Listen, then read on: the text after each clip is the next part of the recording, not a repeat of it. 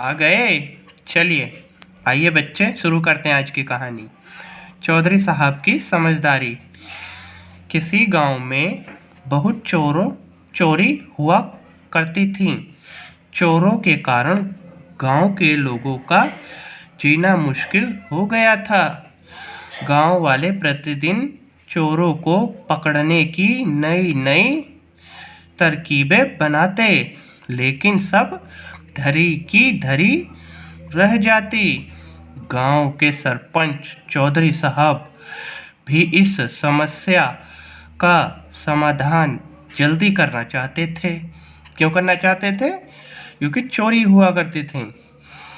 एक रात चौधरी साहब चारपाई पर लेटे थे कि उन्हें कमरे की खिड़की के पास 2-3 आदमी खड़े दिखाई दिए। उन्होंने अकड़कर पूछा, कौन है? किसी ने उत्तर नहीं दिया। चौधरी साहब समझ गए कि आज चोरों ने मेरा ही घर चुना है। शोर मचाने का मतलब था चोरों को भगाना, और ऐसा करके गांव से चोरी समाप्त नहीं की जा सकती थी। अगला कहाँ है? यहाँ पे। इसीलिए उन्होंने एक तरकीब सोची ताकि चोरों को पकड़कर गांव में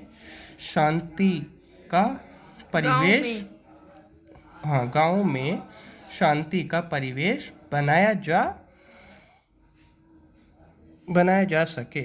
चौधरी साहब पास की चारपाई पर लेटी पत्नी से बोले, अजी सुनती हो, मेरी इच्छा खीर खाने की है। तुम थकी हो, मैं खुद बना लेता हूँ, सुबह सुबह खाएंगे। ऐसी बातें सुनकर चौधरी साहब की पत्नी को लगा पहले तो कुछ हैरानी हुई, पर शीघ्र ही वह समझ गई कि कोई ना कोई बात जरूर है। नहीं तो चौधरी साहब ऐसी अजीब अजीब बातें कभी नहीं करते। चौधरी साहब रसोई घर में जाकर खीर बनाने लगे। तभी उन्हें रसोई घर की खिड़की के पास से कुछ आवाज़ें सुनाई पड़ी, पर अंधेरा होने के कारण वे किसी को देख नहीं पाए। खीर बनाते बनाते चौधरी साहब जोर से बोले, अजी सुनती हो, आजकल चोरी बहुत हो रही है। अपने सारे जेवर रसोई घर में ले आओ, मैं उन्हें आटे के बोरे में छिपा दूंगा। उधर चोर अलमारी में माल ढूंढते रह जाएंगे, इधर आटे के बोरे में तुम्हारे जेवर पूरी तरह सुरक्षित रहेंगे। ये देखा, ये बोरा है, यहाँ चोर हैं, अंधेरा हो रहा है ये, और वो दिमाग लगा रहे हैं मास्टर जी। इतना कहकर चौधरी साहब फिर बोले, लो बन गई पिस्ते वाली बढ़िया खीर, इसे ठंडा होने के लिए रख रहा हूँ, सुबह खाएंगे। तुम्हारे जेवर भी आटे के बोरे में छिपा दिए हैं, चलो अब सो जाते हैं। चौधरी साहब अपने कमरे में गए और कमरे का दरवाज़ा जोर से बंद कर दिया, जिससे चोरों को लगे कि वे सो गए हैं। फिर वे दरवाजे के एक छोटे से छेद से रसोई घर में होने वाली गतिविधियां देखने लगे। चौधरी साहब टकटकी लगाए दरवाजे के छेद से देख रहे थे, पर उन्हें कोई दिखाई नहीं दे रहा था।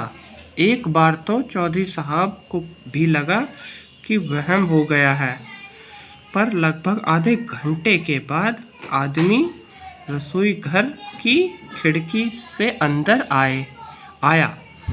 उसके पीछे 2 आदमी और भी आ गए। तभी उनमें से एक बोला, आज तो चौधरी साहब की सारी होशियारी धरी की धरी रह जाएगी।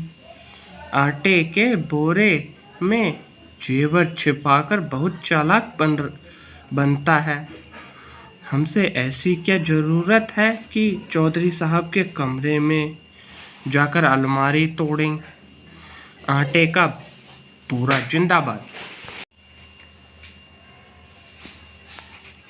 इस पर दूसरा आदमी बोला, अरे लगता है तूने चौधरी साहब की पूरी बात नहीं सुनी। आटे का बोरा बाद में देखेंगे, पहले बोलो मीठी खीर जिंदाबाद। अरे भाई, क्या तुमने नहीं सुना?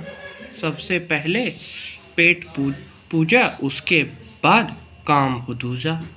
चौधरी साहब अब दरवाजे के छेद से झांक झांक कर उनकी हरकतों को देख रहे थे और मुस्कुरा रहे थे, क्योंकि इन चोरों को पकड़ने के लिए चौधरी साहब ने जो योजना बनाई थी वह अब लगभग पूरी हो रही थी।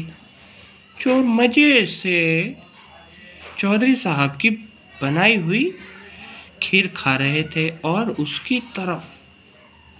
उसकी तारीफ कर रहे थे, किंतु थोड़ी ही देर बाद उनकी आवाज़ों का आना बंद हो गया। चौधरी साहब ने छेद से झांक झांक कर देखा तो तीनों चोर गहरी नींद में सो रहे थे। चौधरी साहब जानते थे कि अब क्या करना है। उन्होंने तुरंत फ़ोन करके पुलिस को इस घटना की सूचना दी। लगभग 10-15 मिनटों में पुलिस चौधरी साहब के घर पहुंची गई और रसोई घर में सोते चोरों को गिरफ्तार कर लिया गया। ये देखिए पुलिस है, ये हमारे मास्टर जी हैं जिन्होंने, और ये हमारे हवलदार और ये तीनों चोर, हथकड़ियाँ लगी पड़ी हैं। पुलिस अफसर ने चौधरी साहब से पूछा, चौधरी साहब आपने इन्हें ऐसा क्या खिला दिया कि ये सब मज़े से सोने लगे? अफसर की बात सुनकर चौधरी साहब जोर से बोले, खीर में नींद की गोलियां जिंदाबाद। मास्टर जी हमारे दिमाग लगा गए। बच्चों को समझाएं कि हमें प्रत्येक समस्या का ठंडे दिमाग से समाधान निकालना चाहिए, क्योंकि जल्दबाजी में किए गए कार्यों के परिणाम सही नहीं होते, तो ध्यान रखें। चलिए ख़त्म करते हैं यहीं, अगले पेज में मिलेंगे। लाइक करें, सब्सक्राइब करें। Bye bye.